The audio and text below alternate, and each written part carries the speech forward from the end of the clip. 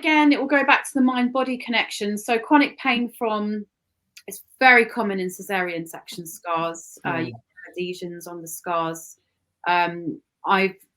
Speaking of chronic pain in other ways, I have seen women go into psychosis, into moments where their labour has repeated on them. They're feeling it again.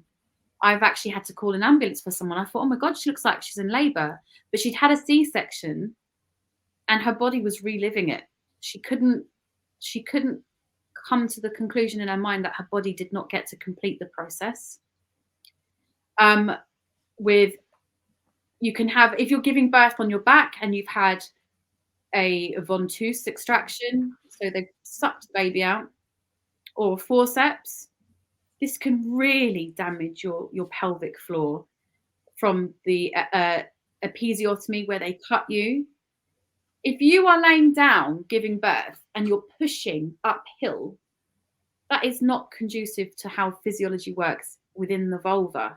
You need gravity to bring it down, and you don't need coach pushing unless you've got an epidural and you physically can't feel to push. You don't need a midwife shouting at you to push. Imagine if someone was shouting at you to throw up when you're vomiting. How helpful is that? Yeah, I've got this. Don't worry.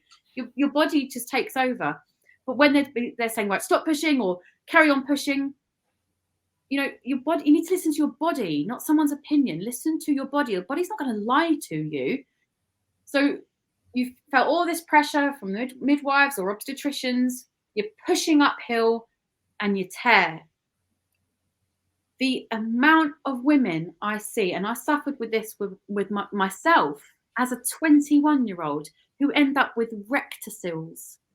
So a prolapse back passage, or cystocils, prolapse bladder. And they're so embarrassed, they don't talk about it. So years later, they're struggling to go to the toilet. They don't know why. They feel so shameful that something isn't working. This shouldn't be happening. After a normal, physiological, calm, quiet, gentle birth, no one should be sitting there talking about a prolapse. And then we normalise incontinence. So you see on TV these, I don't know if I can say the brand, I probably can't. The pads that women wear for incontinence. You've got these women in their 60s looking really happy with themselves. Don't worry about a bit of leakage because I've got a pad. Why you got leakage? Shouldn't be having a leakage. Childbirth doesn't inherently cause that. Only medicalised traumatic childbirth does. And then you can, I had for years, I couldn't work out what it was until I was living with my friend and she spotted what was going on. Every so often, I would be in excruciating pain. This was after my first pathologised birth. I was in so much pain, I even had friends call an ambulance for me several times. I couldn't explain. It was like a dragging feeling, like my insides were coming out.